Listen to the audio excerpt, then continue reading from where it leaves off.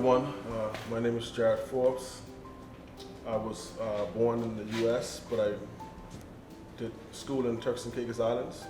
When I graduated high school, I moved back to the U.S., where I studied. I have a degree in criminal justice as well as a master's degree in psychology.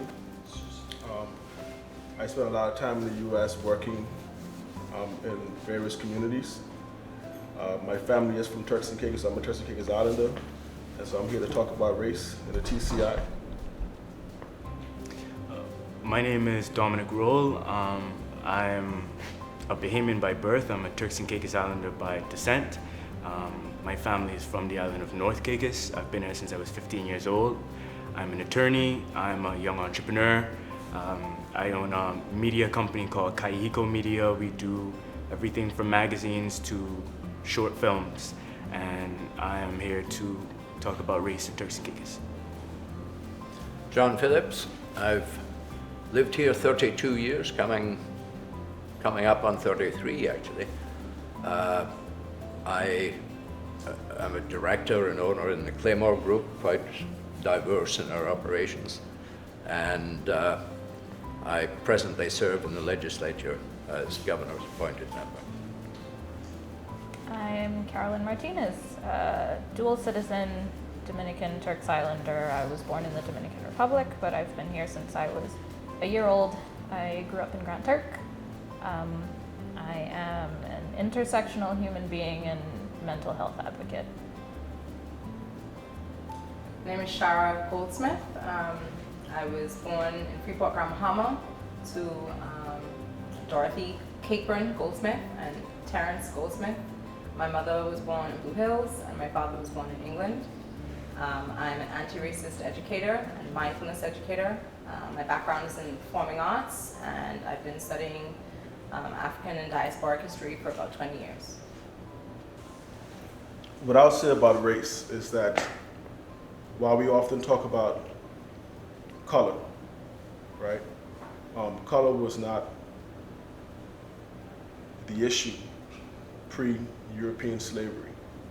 It was more based on lineage, it was more based on ancestry, and race is definitely a social construct.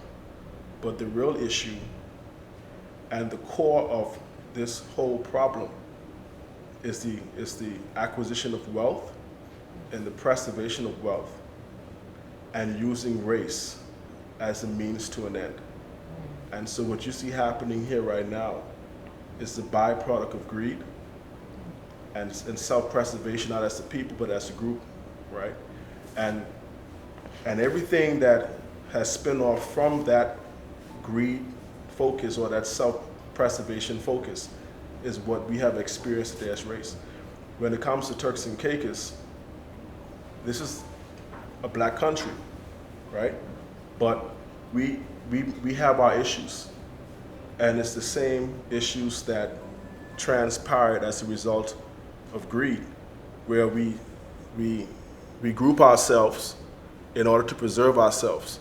Rather, we group ourselves as Turks and Caicos Islanders, as the white expatriate, as Haitians, as Dominicans, but we group ourselves and we try to preserve ourselves and to elevate ourselves.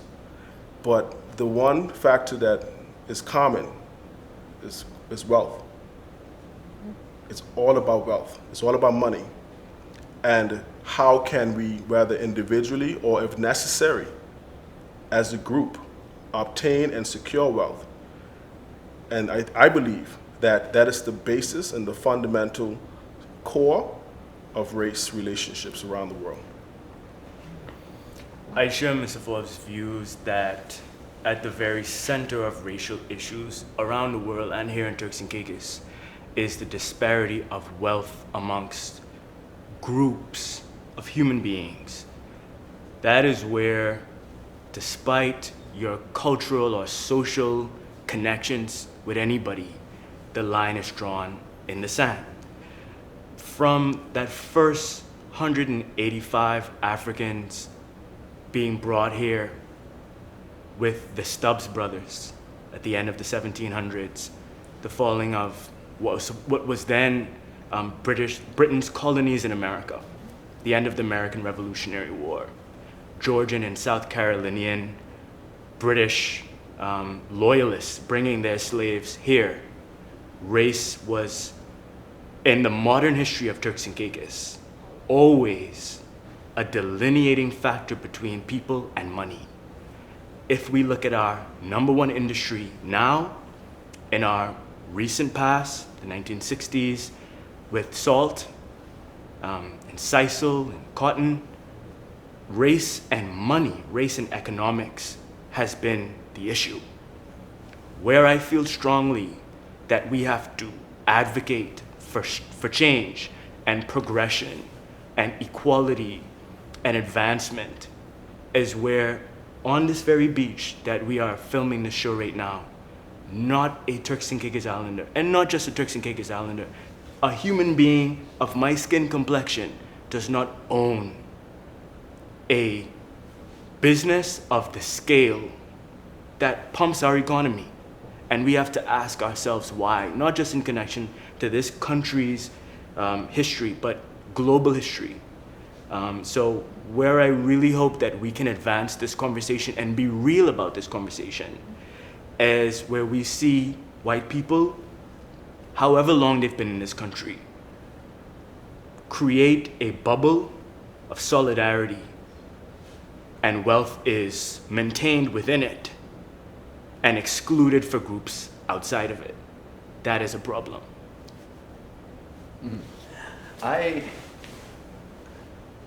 To me, I understand slavery caused a lot of problems in the West.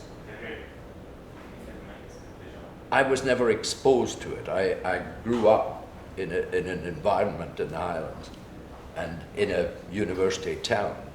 We were very diverse. My friends were Indians, Africans, anywhere from the Commonwealth. There were a large percentage of foreign students, particularly in the medical field in Aberdeen. So my introduction to it was much later in my life, and I first saw it on my first visit to America. I think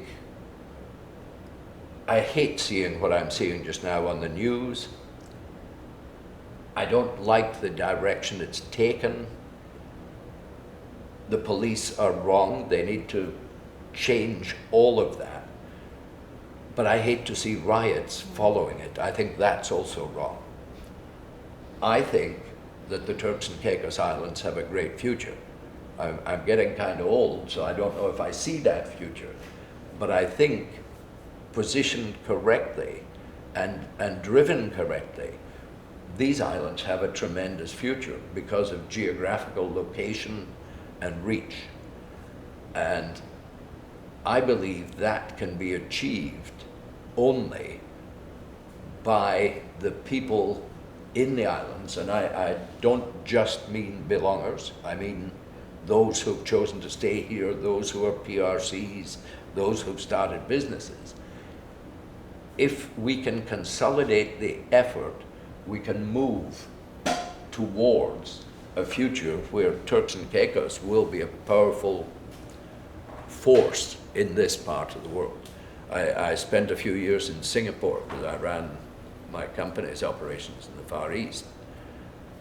There you had 5 diverse, including Europeans, Indians, Malay, Chinese, and Arab. They found one man who came to power there and said, "You're all Singaporeans. If you want your country to be a success, all pull the same direction. All stand up for your national anthem, and then we can succeed."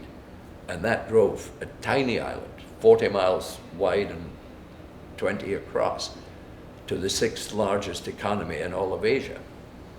We can do the same sort of thing here. We have the opportunity. We have the geographical location. We should use this little spat of tourism, which is a fickle business anyway, as a springboard to go and do something that will embed this country. We're the richest country in the whole region right now. I mean, in terms of economics. We don't have huge debt burden. We're a very strong country, and we're ready to take a step and move forward to a much better future for all in these islands. Create the wealth here. Thank you. Next. I think it's really important to go through things before deciding that you can go above them or that you've gotten past them. You can't consider a problem solved by just sweeping it under a rug or sweeping it somewhere else to be dealt with later, and race is one of those issues, even in a majority black country. And being a Turks and Caicos Islander, regardless of where I was born, at the end of the day, I'm a Turks and Caicos Islander. This is home. This is the place that I want to see succeed. And I've wanted to see it succeed since growing up, running around barefoot in Grand Turk.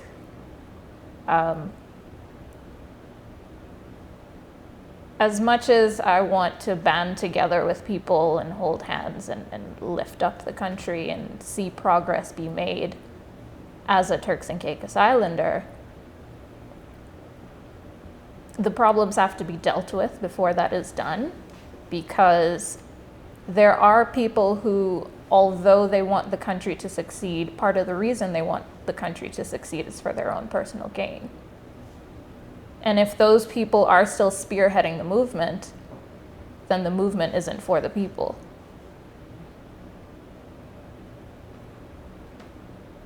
Could I cut in and just ask, like, some of the specifics that you're discussing or bringing up issues? Like, what is it that is specifically sort of like suppressing empowerment for Turks and Caicos Islanders here? I know that Mr. Forbes put it really well. It was you spoke about the economics, and you spoke about grouping for self-preservation, grouping for self-preservation. And then Dominic, you mentioned a little bit about the Turks and Caicos Islanders not really having their hands on the wealth that does exist, and the huge disparity like within the wealth that does exist here, because you have a difference between multi-million-dollar, projects and a populace that is just there to serve that project. But I was just wondering if you had more insight into where you think that disparity exists, and what Turks and Caicos Islanders can do to bring more empowerment to the country. I suppose. Piggybacking off of what Dom was saying, you see it everywhere. You drive from one area of the island to another. You drive from Leeward to Blue Hills. You drive from Leeward to Five Keys or Q-Town or anywhere that's not the wealthier areas or the more well-off areas. And you see a clear difference in who the people are living in those areas. And even in the wealthier neighborhoods where there are locals, a lot of those locals are working in conjunction with a lot of foreigners and their foreign money. And they're greasing each other's pockets, and that money is still not being distributed in the right places. It's not being invested in the right places. It still ends up in the same pockets. I think what Mr. Phillips said was interesting about the relative wealth of this country and success of it in relation to the Caribbean. It reminds me of the breakdown of stock and GDP being the metric to value economic success in America, right? So if you ask President Trump prior to COVID how he's doing economically, he would say the employment rate is the lowest it's been in almost 100 years. 4.5% is insanely low. And the stock market and all of these things, but that is not real people's lives. That's a very small group of very wealthy, mostly white people doing very well. The money in this country and how we ascertain the success of our economy is not a reflection of the standard of life of most people. So the people who run these hotels and own these hotels and are investors in these hotels are one set of people, and the people who clean them and serve the guests in them are another. If we look at their lives and 5 years from now, 10 years from now, 50 years from now, the prospects of their generational progress on the trajectory that it is now.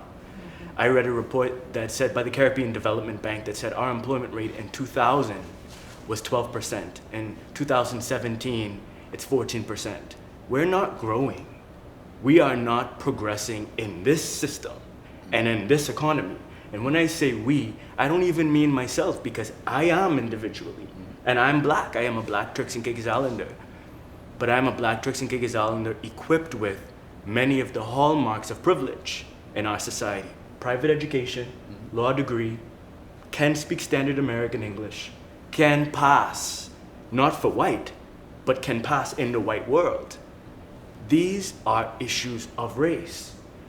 Now, how is it that someone can come to this country from Australia with no high school, with no education at all, get a kite, put it in the wind, and teach somebody how to ride that kite on a board for $200 an hour? Why are there not more black boys out there doing that job? It is a racial issue. You could look at it as small business, micro business. There's a racial implication. So, Michael, your question is so multifaceted, and I think it goes back to what Shara is saying. It's a river that leads to an ocean.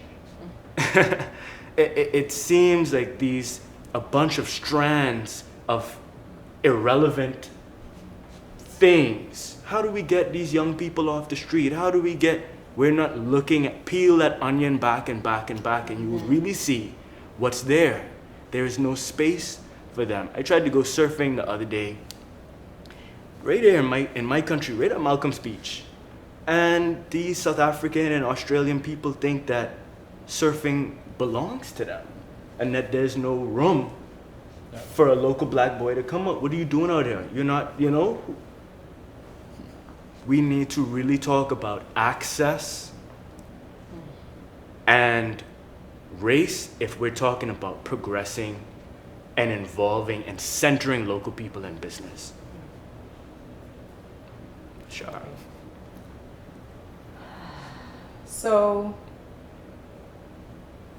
what I understand about race in the Turks and Caicos Islands is based on what I understand of regional history as much as it is based in world history. If you understand the dynamics of the colonies at the time where you started to see, movements happening in America, and Pinland in the Bahamas, and you started to see a little bit of pushback, JAGs, and you understand why these people came out and spoke up against what was happening in their islands. It's rooted in,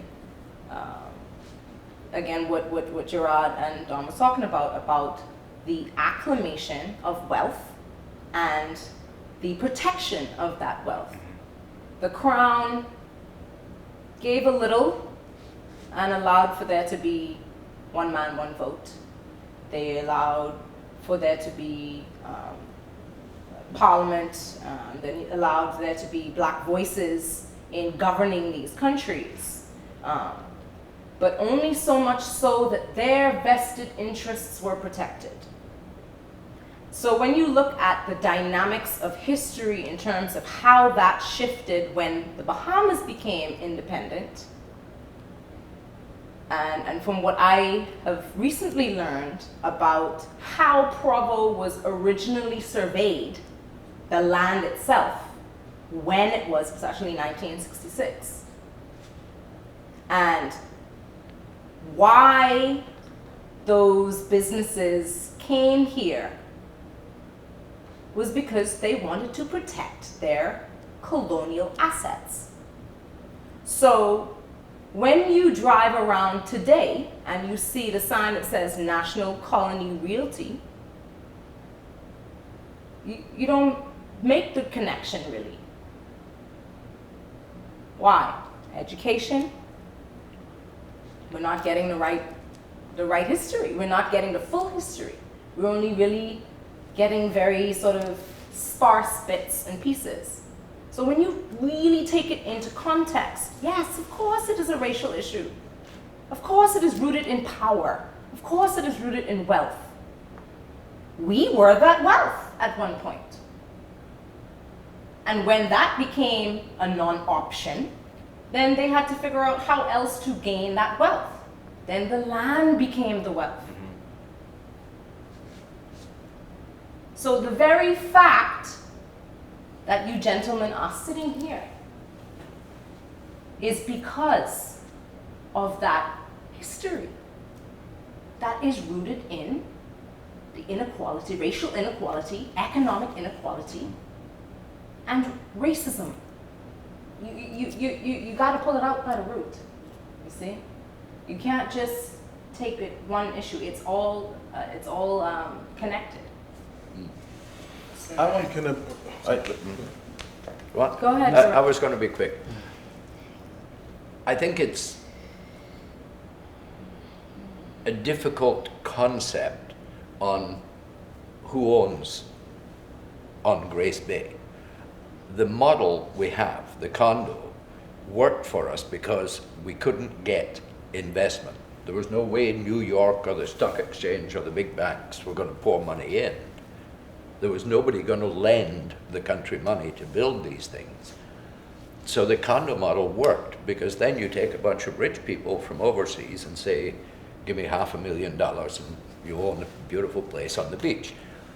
So there aren't really owners with huge amounts of money in any of these places. You have multiple owners who are rich enough to afford a place overseas in a nice environment.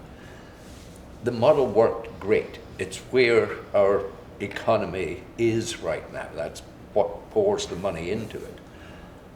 The government right now has a great deal of money. COVID's eating up some of that. But there is a great deal of money, but it's not enough to push the whole country forward. So we're going to end up dependent one way or another on the big banks overseas, the big money. What we daren't do is put ourselves in debt. Caribbean countries right now are in terrible condition. Bahamas is over $1 billion. Barbados is pretty much burst. We mustn't allow the country to borrow that money, otherwise we lose everything. So we have to look at the means to gain investment, not just for tourism, but for other things. We have a vast wealth in fishing, and we don't fish. We have CITES allowance of 1,500 tons of tuna, and we don't fish. This is a major industry. That industry alone would employ 300 or 400 Turks and Caicos Islanders. What I would like to see is the Turks and Caicos Islanders own their own boats. They are family businesses. We have to change the law a little bit to allow investment to get in to those businesses, because it won't be lent to us. I think the problem, sorry, No, go ahead. I think the problem with that is that it invites what we already see is the abuse of a pretense of local ownership, where the investor really is the owner and the local is merely used as a prop. And that is not to say we do not have to strongly push and advocate for our foundational place in every aspect of our economy. It is our work to make sure that we are centered in this economy. I strongly believe, I went to high school in Florida. For example, the national lottery in Florida is tied to public education. If you get a 3.5 GPA or above in the state of Florida, people buying lotto tickets pay for you to go to school. If you get 3.75, that's any state school in Florida is free. We have not looked at our industry and said, this is the fatted calf. How do we ensure that, like the Scandinavian countries, you do not have to advocate as to why an individual deserves a stake in the economy.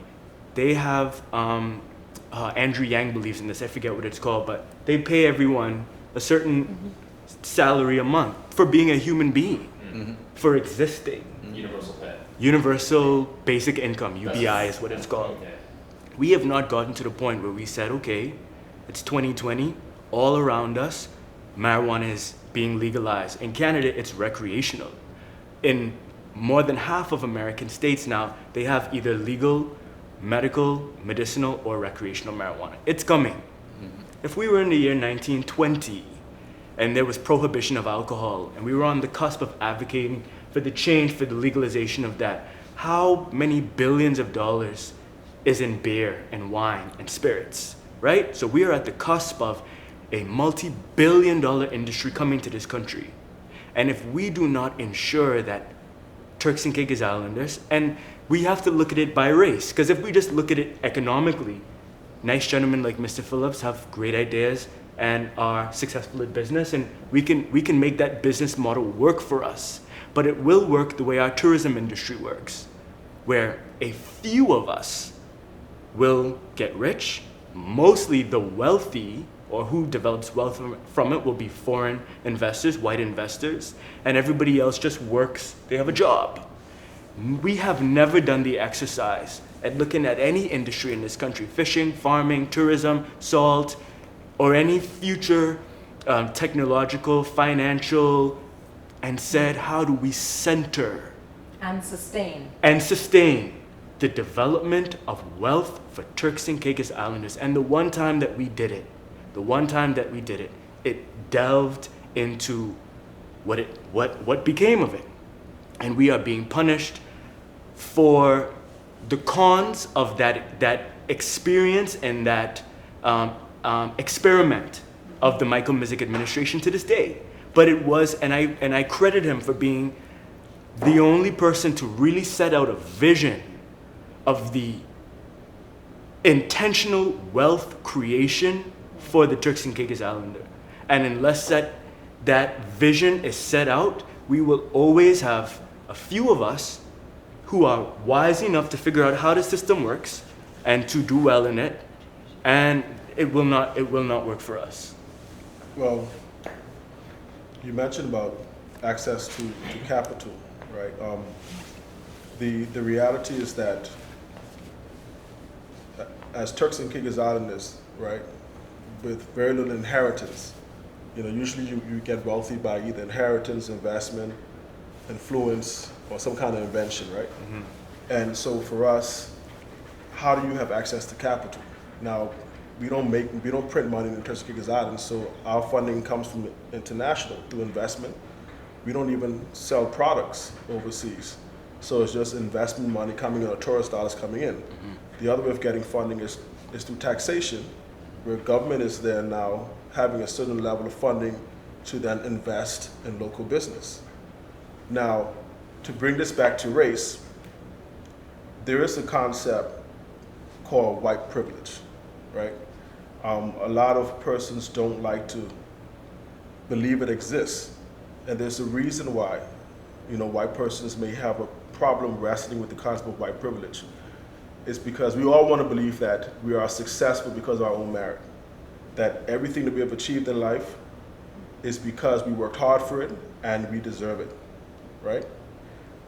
If someone was to tell you that, well, yes, you did work hard, but you got it because there was a lot of barriers that you would have not had to face because you're white, right?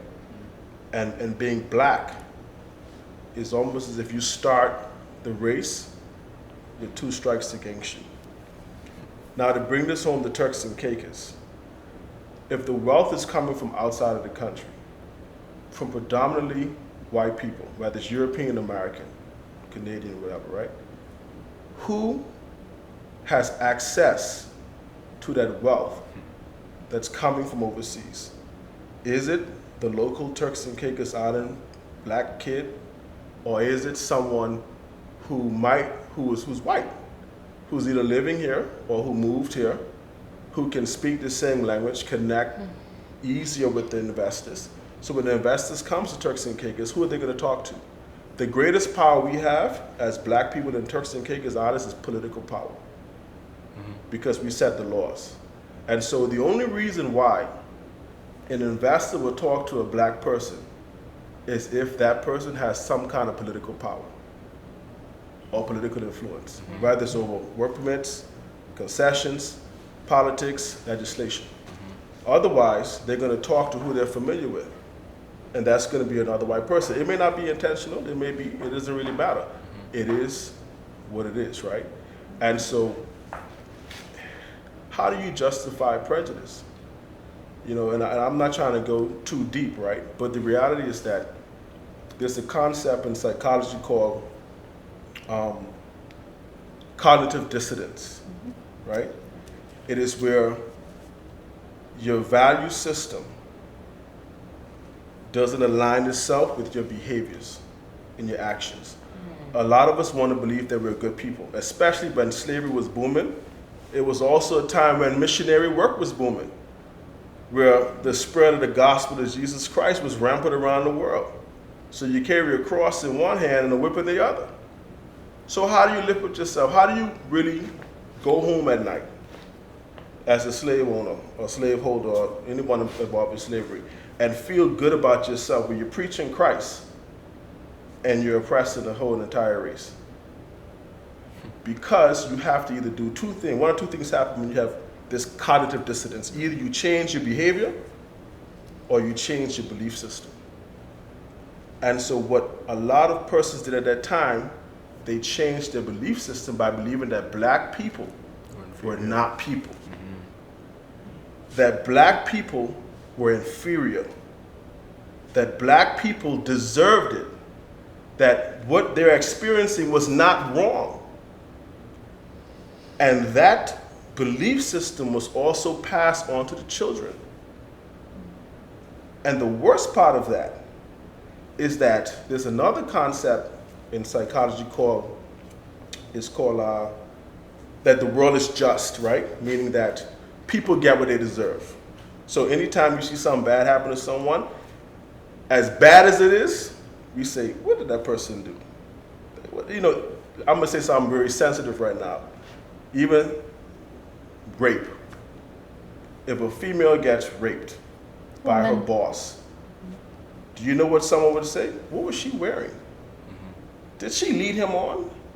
Because you want to believe that somehow, as bad as that is, did she deserve it? And so, with that same psychological concept, did black people deserve to be oppressed for so long? And that concept not only allowed white folks to believe as if it was the right thing because we deserved it, but it allowed us to believe that. And that is why we are also a part of this lack of confidence, this acceptance of what's happening around us. Internalizing it. racism, yeah. A lot of people aren't aware that the cross and the spear have been the same thing for a long time. It's difficult to put our finger on race when it is not tied to a lived experience. As much as I love the white people in my life, as much as I respect white persons in different aspects of social work and business in this community who I have worked with, my lived experience here in this Turks and Caicos is to experience microaggressions of racism that I had to check, that I had to push back against. And I believe that my work and all of our work in agitating against racism on a microaggressive level is how we get to where we're going. So I'll leave you with an example. My work, my business is media and marketing. My job is to present the face of Turks and Caicos to the world. These magazines I have in my lap right now, all of them, Times of the Islands, Where, When, and How, Turks and Caicos Magazine, Destination Magazine. I've shot the cover of all of them. I've written the articles for them. I respect the editors of these magazines. They're all white people, and I've noticed that they elevate on a proportional level white people above black people far and beyond what is a reflection of race in this country. In my lap right now, I didn't put these magazines here, these are just here. Cover of Where, When, and How. Cover of Turks and Caicos Magazine. This is the only Turks and Caicos Island, this is the only person with black skin on the cover of a magazine. I shot this cover and I fought for this cover. Almost every time you see a black person on the cover of a magazine in this country, myself and my business partner Lee Welch, we fought for that. And I can't tell you how many times someone has told me, for one lame, weak reason or another, it won't work, it won't work. I'm encouraging anybody out there, fight for the inclusion of Turks and Caicos Islanders at the center of this country. Fight for the inclusion of Turks and Caicos Islanders in social life, in community life, in business, and any aspect where you see discrimination and you see a disparity of why is there only white people at this event? Why are there only white people in this platform? Fight against it. That's what I have to contribute.